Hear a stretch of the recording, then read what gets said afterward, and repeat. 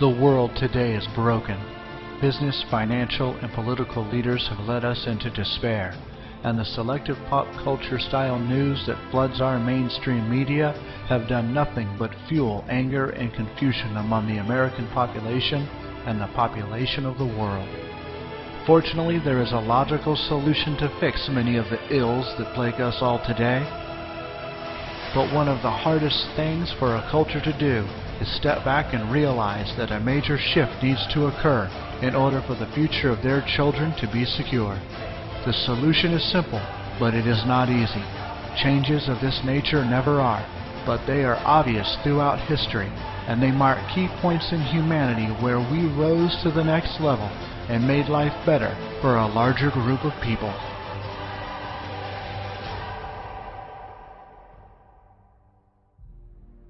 History can be broken into levels of development. Level 1 showcased the nomadic and cave-based humans, capable of only sustaining themselves, their mate, and their children. Level 2 showcased the hunter-gatherer humans, capable of sustaining their group. Level 3 showcased the agricultural humans, capable of sustaining their towns. Level 4 showcased the industrial human, capable of sustaining large cities, their nation, and nations in desperate need. And now we are at the doorstep of Level 5, the technology human, capable of sustaining the world and the entire human population at a high standard of living. As each new level was reached, a change in the economic system needed to occur in order to be the most efficient for the new paradigm. What needs to change now is the system of economics that governs the technological age. What's needed is the proper resource utilization of the entire planet for the benefit of the entire human race, and not just a portion of it.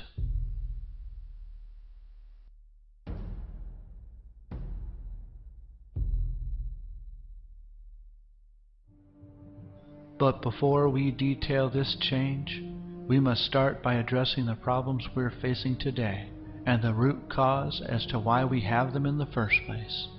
Only by understanding our problems and how they came about can we begin to develop a solution. We have inflation, ever-increasing taxes, significant unemployment, political corruption, energy concerns, financial instability, crime, environmental issues, and so much more. It is obvious why the world is so stressed and humanity suffers as it does. Now, more than ever, is the time for humanity to stand up and do something about it.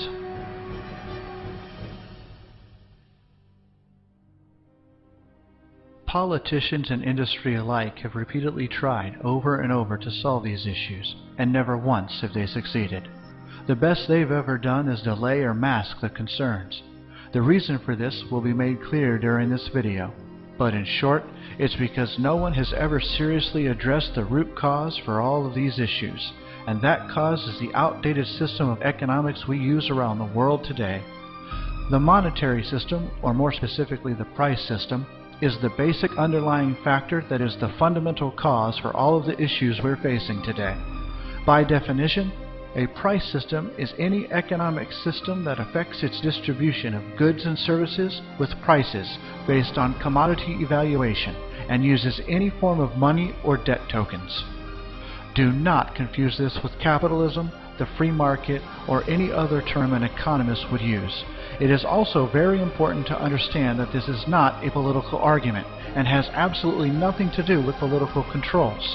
Every nation on this planet, no matter their political ideology, be it a democracy, monarchy, socialism, communism, or whatever, operates using the same underlying economic system. They all employ this system for the exchange of goods and services throughout the world. It is the one major common link between everyone, which is also why it is the fundamental cause for so many problems we see in the world today. And here's why. The monetary system requires two key components to work: scarcity and growth. In the past, prior to 1800, these two requirements were perfectly valid throughout the world.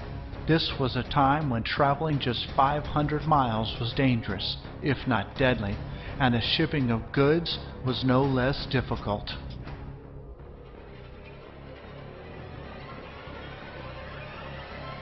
Scarcity is very important in this system because it serves the purpose of establishing value, price. Think back to Economics 101, supply and demand. The less the supply, the more scarce it is. Therefore, the price is higher. The more the supply, the less value it has, so the price is lower. Prior to 1800, there really was true scarcity as a natural phenomenon, and since modern civilization was still rather young, there was plenty of room for growth, so both requirements were satisfied. Today, however, these two requirements are gone and the monetary system is in serious trouble and under great stress. Just look at all the financial industry problems that have destroyed lives in the past few years alone. They are impossible to ignore. Scarcity has been eliminated by the advent of technology, and with the absence of scarcity, there is simply less growth. We have reached a point where we can produce more of everything than we can consume, and the only true expansion left is into the stars, which itself is severely restricted by cost. In the monetary system, money, or debt, is the lifeblood of the system, and therefore it is necessary to continuously create new debt to validate the existing debt. So our financial manipulators are always seeking new ways to justify the creation of additional debt. They are willfully blind or blatantly ignorant of the root concerns. Just look at how in debt our society is right now as compared to just 50 years ago.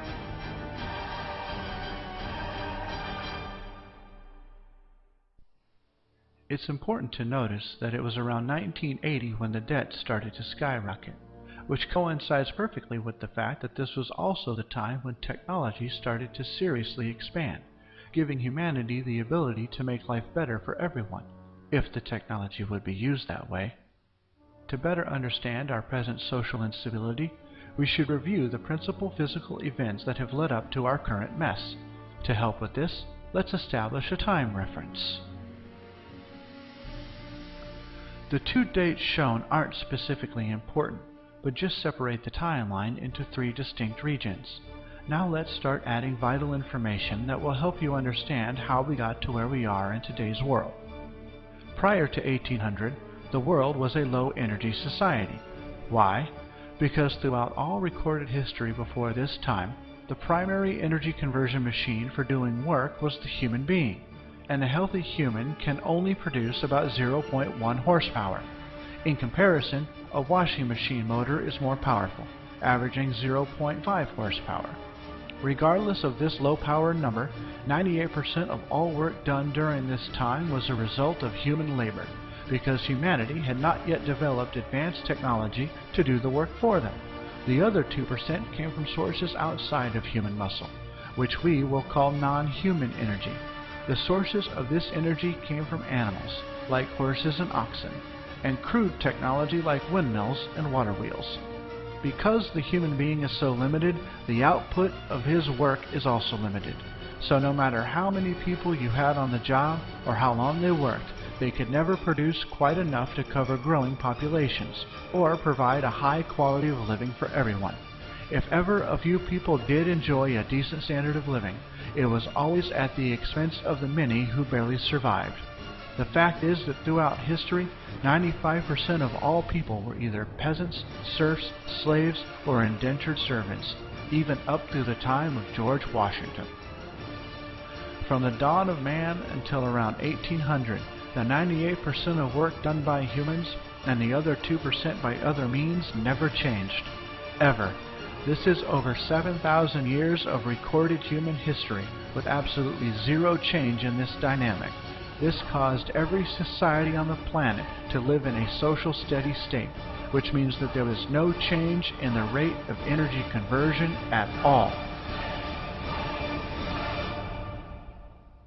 There was no fundamental change in how people worked to produce goods, and so scarcity prevailed everywhere.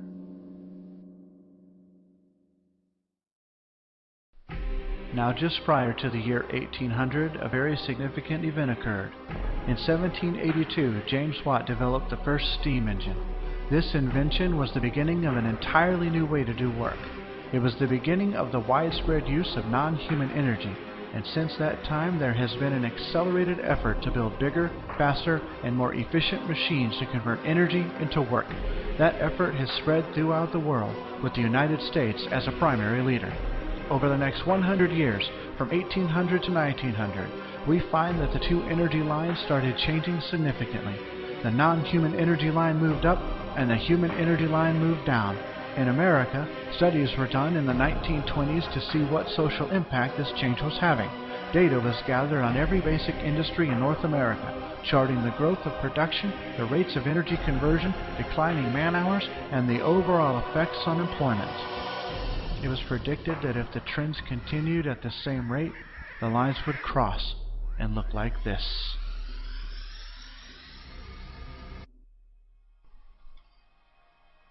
Humanity was evolving from a low-energy society to a high-energy society as the two lines switched places. This new condition is the exact opposite of what had occurred all throughout recorded history, and that is no small change. Time to get a bit technical, so bear with me. As of 1992, noted by the U.S. Department of Commerce and Census, America had over 35.3 billion horsepower of installed prime movers. What does that mean? Prime movers are mechanical engines, turbines, and work animals, which originally convert fuels or force, such as wind or falling water, into work and power. Let's break it down by person. Prior to 1800, the average society had an energy conversion of just 2,000 kilogram calories per person. Does that number sound familiar? What is the calorie intake that is labeled on virtually every food item you buy? A 2,000 calorie diet. So it makes sense that if people are the primary workers, their energy is limited by their average calorie intake. Now back to 1992. 35.3 billion horsepower equals over 22 trillion kilogram calories, and the population of the United States was just over 250 million people. So in 1992, America was converting more than 89,000 kilogram calories per person of just non-human energy. That is over 44 times larger, a gain of over 4,000% as compared to the average society prior to 1800. This was a significant source of American growth and prosperity. We were the first and only country that was able to produce more than it could consume. Fast forward to today and consider these implications in our globally connected world. So what does the monetary system have to do with all this? The monetary system has started to falter over the past 90 years because the conditions of life on this planet have drastically changed. The two major requirements of the monetary system to survive, scarcity and growth, no longer truly exist. The globe has stabilized as far as growth is concerned, and scarcity has been eradicated by technology. As a result, we've experienced serious economic problems, and any solution that has ever been tried has served only as a patchwork solution of bubblegum in a cracking dam that is destined to break. No solution ever addresses the fundamental problem, because to do so would require a fundamental shift in our economic structure, and the people who have benefited the most from this system refuse to change the game.